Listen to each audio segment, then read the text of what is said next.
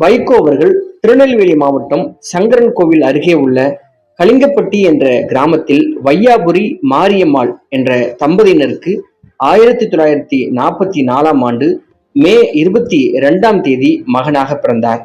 வை கோபால்சாமி என்ற பெயர் சுருக்கமே வைகோ என்று அழைக்கப்படுகிறது. இவருக்கு 3 சகோதரிகள், ரவிச்சந்திரன் என்ற இளைய சகோதரரும் உள்ளனர்.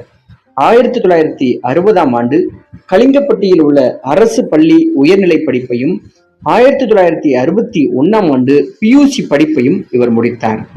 1964 ஆண்டு பாளையங்கோட்டையில் உள்ள புனித சேவியர் கல்லூரியில் BA பட்டப்படிப்பை முடித்திருக்கிறார்.